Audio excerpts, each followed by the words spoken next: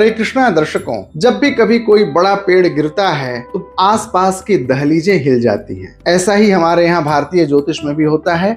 जब भी कोई बड़ा ग्रह, मंदगति ग्रह, धीमे चलने वाला ग्रह, लंबी अवधि में एक राशि से दूसरी राशि में जाने वाला ग्रह अपनी गति बदलता है तो सभी राशियां उससे प्रभावित होती हैं। ऐसा ही हो रहा है। 136 दिन के बाद शनि देव मार्गी होने वाले हैं 27 नवंबर से। तो दर्शकों, इसका आपके राशि पर क्या प्रभाव पड़ेगा, व्यापार पर क्या प्रभाव पड़ेगा, निजी जीवन पर क्या प्रभाव पड़ेगा, बारी बारी से इन सारे विषयों का मैं प्रकाशन करूंगा। साथ ही शनि का दिव्य और चमत्कारी उपाय क्या होगा यह भी बतलाऊंगा।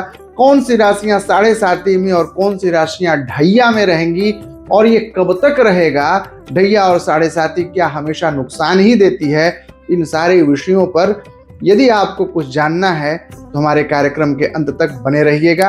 समाधान के साथ बारी बारी से एक एक विषयों का मैं प्रकाशन करने वाला हूं। दर्शकों, शनिदेव इन दिनों मीन राशि में गोचर कर रहे हैं। 13 जुलाई 2025 को ये वक्री हो गए और अब ये 26 नवंबर तक वक्री होकर के 27 नवंबर को ये मार्गी हो जाएंगे। ग्रह की 8 प्रकार की गतियां होती हैं, लेकिन मार्गी और वक्री ये 2 गतियां हमारे जीवन को विशेष रूप से प्रभावित करती हैं। और वर्तमान के युग में शनि के गति का हमारे जीवन पर बड़ा ही दूरगामी परिणाम और प्रभाव देखने को मिलता है, क्योंकि यह कलयुग है और इसमें पापक ग्रहों का बोलबाला है। यदि आपके जीवन में शनि की अनुकूलता हो जाए तो आपका जीवन धन्य हो जाए, आप रातों रात मालामाल हो जाएं, करोड़पति बन जाएं। तो यह शनि अब 136 दिन के बाद आपको मालामाल बनाने वाले हैं, लेकिन इनका प्रभाव आपको कब मिलेगा? दर्शकों, कोई भी मंदगति ग्रह जब राशि परिवर्तन करता है या गति परिवर्तन करता है तो उसका प्रभाव तत्काल मिलना प्रारंभ नहीं होता है। मैंने YouTube पर बहुत से विद्वानों को देखा कि अब बदल रहे हैं शनिदेव, सब कुछ बदल जाएगा। बिल्कुल नहीं बदलेगा। 2 मार्च 2026 तक ये अपने रेट्रोगेट के शैडो एरिया में रहेंगे, यानी जो वक्री गति से चल करके ये आए हैं उसके आभा क्षेत्र में ये 2 मार्च 2026 तक रहेंगे। यानी कि 27 नवंबर से लेकर के 2 मार्च 2026 तक की जो अवधि होगी वह वक्री गति का तो फल नहीं देगी, लेकिन उसी के सिमिलर देगी। यानी बदलाव तत्काल नहीं होगा, बदलाव धीरे धीरे होगा। 3 जून 2027 तक शनिदेव मीन राशि में रहने वाले हैं। यानी कि 2 मार्च 2026 से लेकर के 3 जून 2027 तक की जो अवधि होगी वह आपको विशेष लाभ पहुंचाएगी।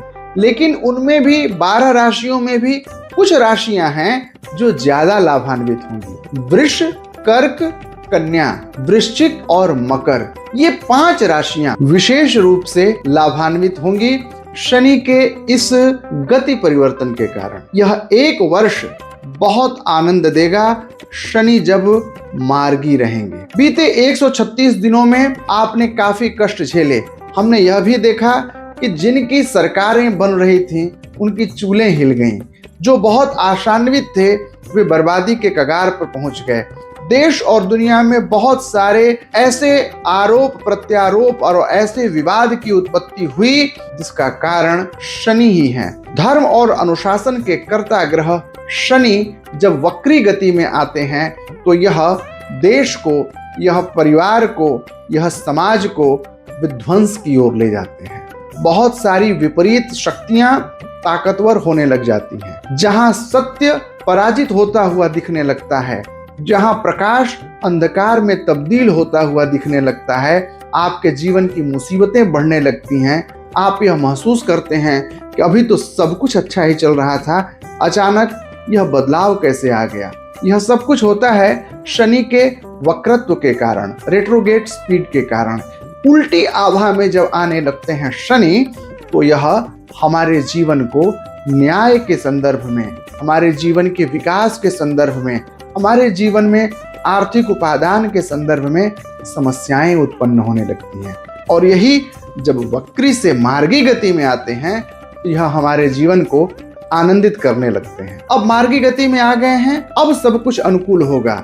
जिन जिन राशियों का मैंने नाम लिया, वृष, कर्क, कन्या, वृश्चिक और मकर, इन राशियों के अतिरिक्त और अन्य सभी राशियों के साथ में क्या होने वाला है इस पर मैं बारी बारी से प्रकाश डालूं उसके पहले मैं आपको यह बतला दूं कि मीन राशि में गोचर करने वाले शनि के कारण कुंभ राशि का, मीन राशि का और मेष राशि का, इन 3 राशियों की 7.5 चल रही है। 3 जून 2027 तक यह 7.5 आपकी रहेगी। कुंभ राशि वालों की 7.5 3 जून 2027 के बाद में समाप्त हो जाएगी। ऐसा ही हो रहा है अभी वर्तमान में मीन के शनि होने के कारण सिंह राशि और धनु राशि, इन दोनों राशियों की ढैया चल रही है। दर्शकों, जब हम 7.5 और ढैया की बात सुनते हैं तो हम डर जाते हैं, लेकिन मैं आपको अपना एक अनुभव बताऊं कि जब 7.5 आपके मस्तक पर होती है यानी मध्य की होती है तो वह 7.5 बहुत ही लाभकारी सिद्ध हो जाती है। मैंने यह देखा है कि शनि की 7.5 की अवधि में विदेश की यात्राएं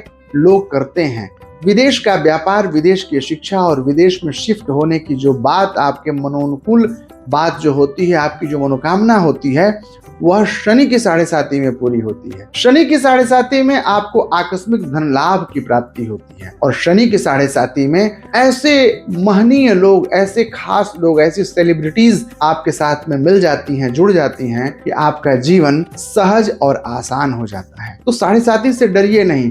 ऐसा ही होता है ढैया के साथ में भी। निर्भर करता है यह ढैया आपके किस राशि पर है, किस भाव पर है और इसका परिणाम आपके जीवन में अन्य ग्रहों की तुलना में क्या पड़ रहा है।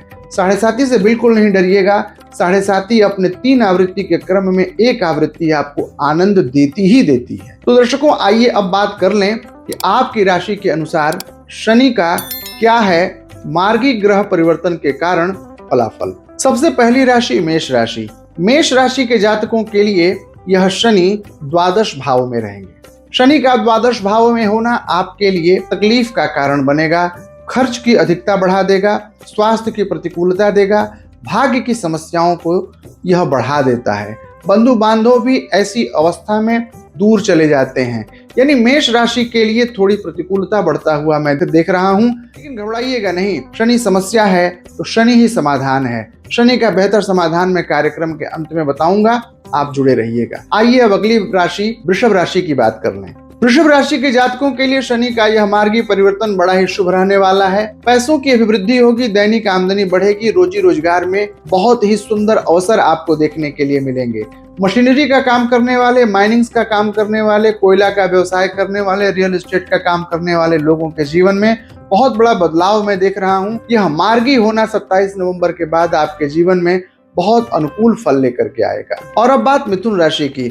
मिथुन राशि के जातकों के उलझे हुए, लंबे समय तक फंसे हुए काम, फंसे हुए पैसे और बिगड़े हुए रिश्ते अब सुधर जाएंगे। मिथुन राशि को नए काम, नई नौकरी, नए व्यवसाय के अवसर प्राप्त होंगे, विदेश यात्रा का संयोग प्राप्त होगा, बंधु बांधव का भी सहयोग मिलेगा। यानी मिथुन राशि के लिए शनि का यह मार्गी होना बहुत ही लकी साबित हो रहा है। अब बात कर्क राशि की। कर्क राशि के तो कहने ही क्या, जब भाग्य के स्थान में शनि बैठते हैं तो यह बहुत ही अनुकूलता देते हैं। जब भी कभी कोई काम आप करेंगे तो आपका कर्म 2 कदम और भाग्य 10 कदम आगे आता है। शनि कर्म के अधिष्ठाता हैं और जब ये भाग्य के स्थान में बैठ जाते हैं तो कर्म और भाग्य का सामंजस्य बना देते हैं। यानी कि कर्क राशि के लिए यह मार्गी परिवर्तन बहुत शुभ रहने वाला है, पैसों को लेकर, भाग्य को लेकर के, रोजी रोजगार को लेकर के और स्वास्थ्य को लेकर के। 5वीं राशि सिंह राशि। सिंह राशि के जातकों के लिए स्वास्थ्य संबंधी समस्याओं को बढ़ाने वाले हैं शनिदेव। अष्टम भाव में बैठ करके ये आपकी समस्याओं को बढ़ा रहे हैं। यह आपको मानसिक तनाव भी देंगे। खास तौर से पुरुषों के लिए प्रोस्टेट संबंधी समस्याएं और महिलाओं के गायनिक इश्यूज को ये बढ़ा देते हैं। शनि का अष्टम भाव में हो रहा यह गोचर और मार्गी परिवर्तन आपके लिए थोड़ा तनाव बढ़ाने वाला है स्वास्थ्य को लेकर के। चिंतित नहीं होइएगा, कार्यक्रम के अंत में मैं शनि का बहुत ही दिव्य उपचार बताने वाला हूं। और अब बात कन्या राशि की। कन्या राशि के जातकों के जीवन में विवाह और वैवाहिक तनाव को लेकर के आ रहे हैं शनि। शनि जब सप्तम भाव में बैठते हैं तो वैवाहिक जीवन में मुसीबतें पैदा करते हैं, प्रेम संबंधों में तनाव देते हैं और साथ ही साथ आपके व्यापार को भी थोड़ी सी मुश्किलों में डाल देते हैं।